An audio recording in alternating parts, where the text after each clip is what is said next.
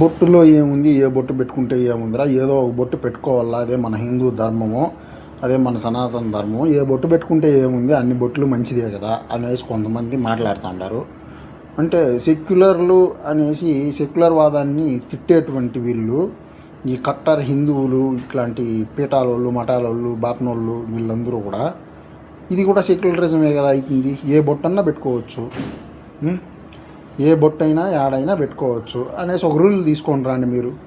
మళ్ళీ తిరుమలలో వెంకటేశ్వర స్వామి వారికి మాత్రం ఎందుకురా ఊర్ధ్వపుండ్రధారణ, తిరునామధారణ చేస్తారు. దానికి మళ్ళీ తిలకము, చందనము, అవి ఇవి ఇట్లాంటివన్నీ తయారు చేసేది, దానికి మళ్ళీ ఒక డిపార్ట్మెంటు, దాన్ని తయారు చేసే వాళ్ళకి ప్రత్యేకంగా ఆయనకి తిరునామాలని ధరించే వాళ్ళు, ఆ మెటీరియల్స్ అవన్నీ, ఆ పదార్థాలు అవంతా తయారు చేసేది, దానికి మళ్ళీ ఖర్చు, ఇవన్నీ వృధానే కదా.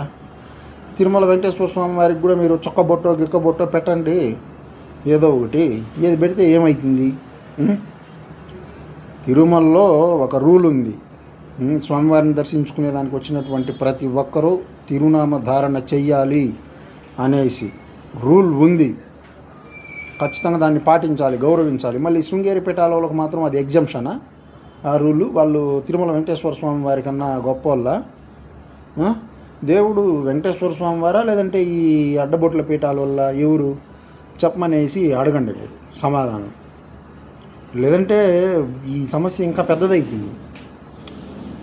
ఒక శృంగేరి పీఠం వాళ్ళే కాదు, వీళ్ళు స్మార్త పీఠాలు అనేసి ఉన్నాయి కదా, చిత్రాన్నాయి పీఠాలు, 4 పీఠాలు మావి అనేసి అంటూ ఉంటారు కదా, వాళ్ళందరూ దీనికి సమాధానం చెప్పాలి. ఈ అడ్డబొట్ల వాళ్ళందరూ వీళ్ళు అడ్డబొట్లు పెట్టుకొని వస్తారు తిరుమల గుడికి, వెంకటేశ్వర స్వామి వారి దగ్గరికి.